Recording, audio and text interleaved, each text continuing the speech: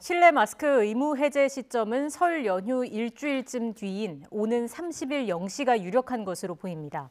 정부는 모레 열리는 중대본 회의에서 일정을 최종 결정해 발표할 예정입니다. 취재기자 연결합니다. 장하영 기자. 네, 사회 2부입니다. 네, 실내 마스크 규제를 곧 푼다는 뉴스를 계속해서 전해드리고 있는데 이제 결정이 된 겁니까?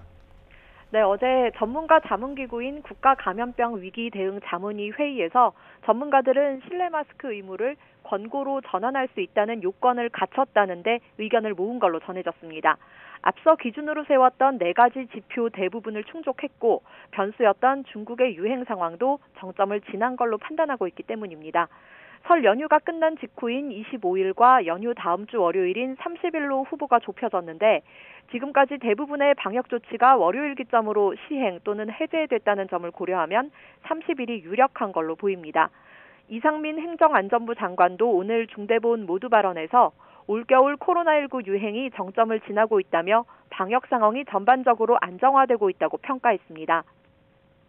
실내 마스크 조정 일정은 오는 20일 열리는 다음 중대본 회의에서 결정해 발표할 예정입니다.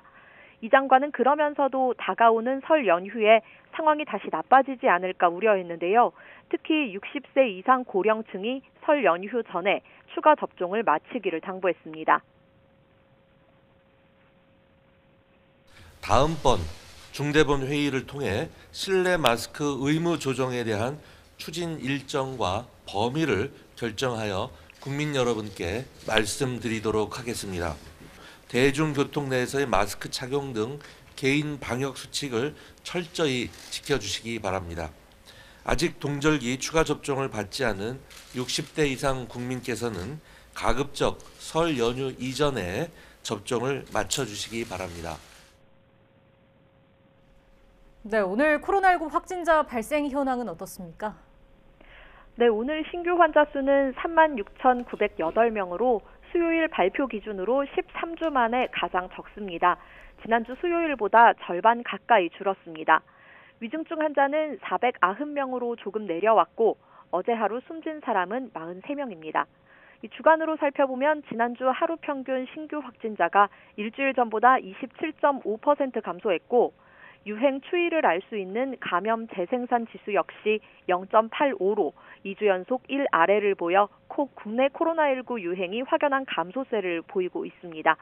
지난주 하루 평균 위중증 환자 수도 524명으로 전주보다 12.2%, 하루 평균 사망자 역시 51명으로 전주보다 11% 감소했습니다.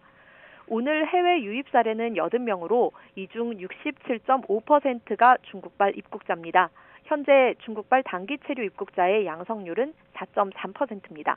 지난주 중국발 입국자 양성률은 5.8%로 중국발 입국자에 대한 검역이 강화된 첫 주 18.1%보다 3분의 1 미만으로 떨어졌습니다. 지금까지 사회 2부에서 YTN 장하영입니다.